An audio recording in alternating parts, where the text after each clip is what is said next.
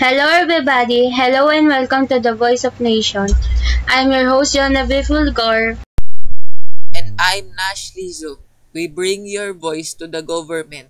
Right, on the Voice of Nation, you hear real people, real story and real change.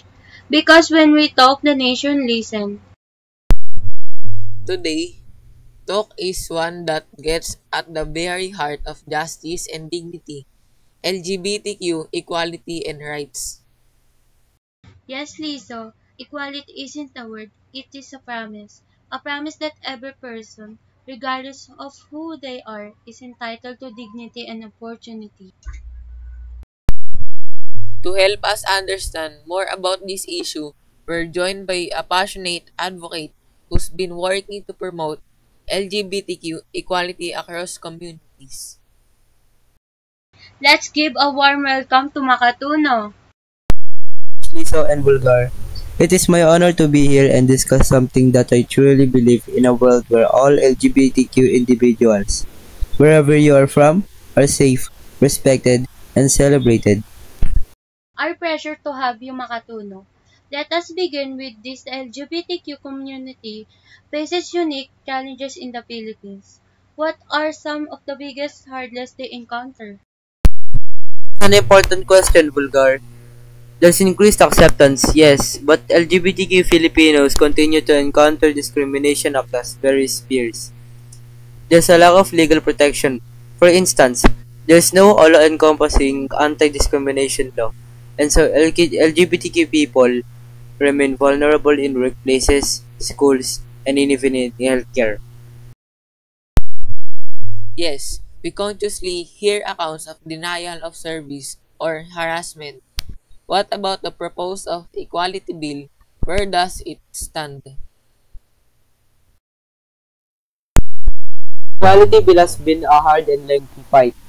It seeks to ban discrimination because of sexual orientation and gender identity or expression. It has been met with a lot of opposition in Congress, usually because of misinformation and bias.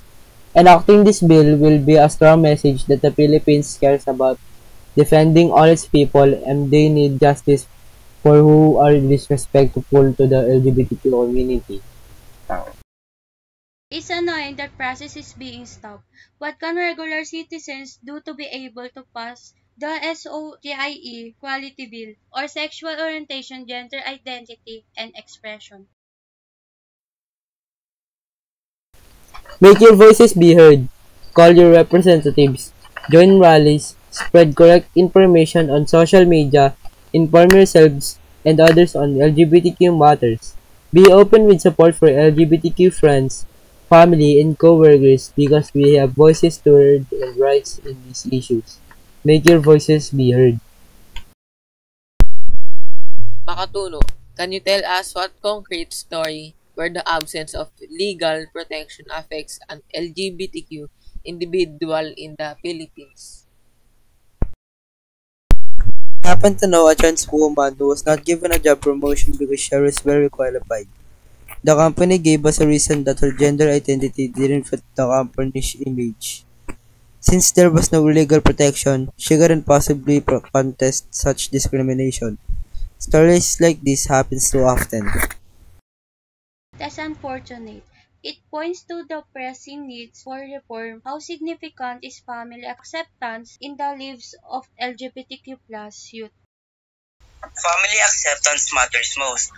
Research indicates that those who are accepted by their families are less likely to experience depression, suicide, and drug dependency.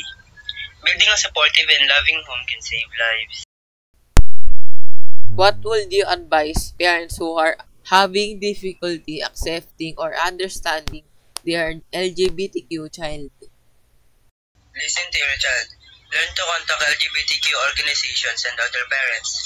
Your child is still the same person whom you've always loved. Your acceptance and love could make all the difference and your child feel loved and important to their home.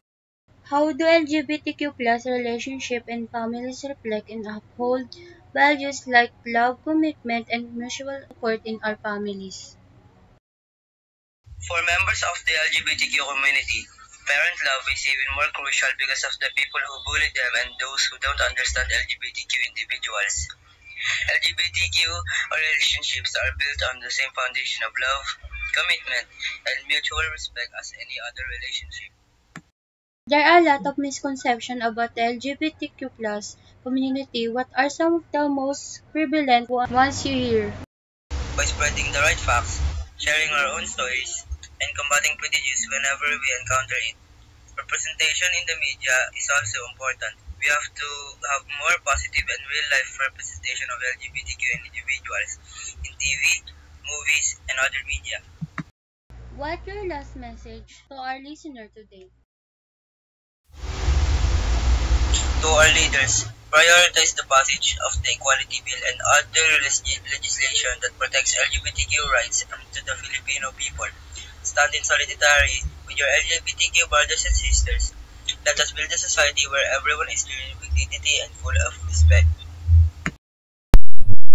That the heart of our show. Always remember Ephesians 4 verse 32. Be kind to one another, forgiving each other, just as God in Christ also has forgiven you. And Proverbs 28 verse 13. A person who refuses to admit his or her mistake can never be successful. But if that person confess and forsake those mistakes, another chance is given. This segment gave us knowledge about the issue of LGBTQ and how we manage our behavior. Always be respectful and stay humble. Thank you for listening to this show, The Voice of the Nation.